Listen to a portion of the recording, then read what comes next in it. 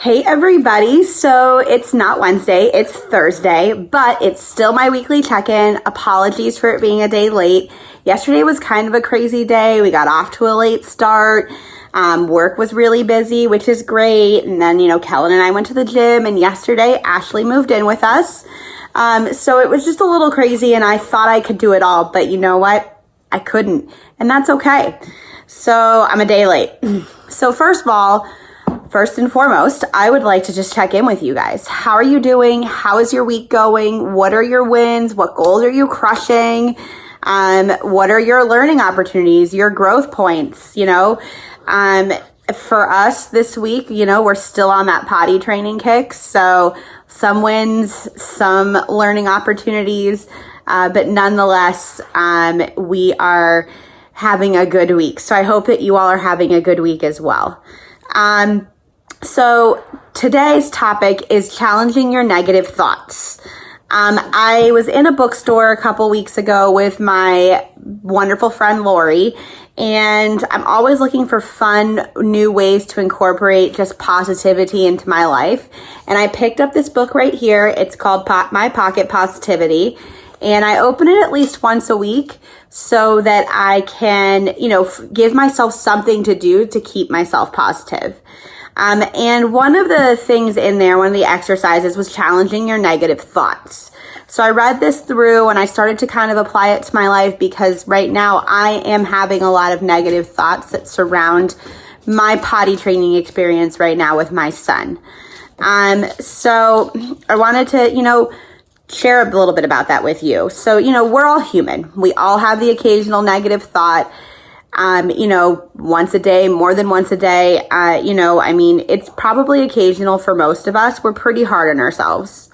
So for me, like I told you, the example right now, mom life, that mom guilt, it's a little difficult. And those negative thoughts are constantly flowing in and out of my brain. And I really have to check myself to make sure that they don't stay there. Because as wonderful as life is, especially for, in my case right now, as wonderful as life is right now, it's impossible for me to feel or be happy all of the time. So negative thoughts happen here and there, and that's totally fine. The problem starts when they repeat themselves over and over again, and then they find a place in your mind, and then you can't get rid of them. And then you don't want them to start to take over. You don't want them to become your main focal point. And lately, the mom guilt thing, that those negative thoughts really have been starting to take that shape and that form in my mind. And, there's a lot of different ways to stop this. There's a lot of different ways to cope with it. For me, I like to talk to people who I feel like could offer me really good advice and help me grow and learn from this situation. So in this example, I called my aunt who specializes in early childhood education, and I just talked it out with her, and it was really a fantastic conversation. There was a little bit of validation in there. There was a lot of growing in that conversation, and for me, that really helped to push those negative thoughts out of my head. But there are other ways, as the book, the Pocket Positivity book was talking about. You can scan your thoughts, find those negative thoughts and challenge them.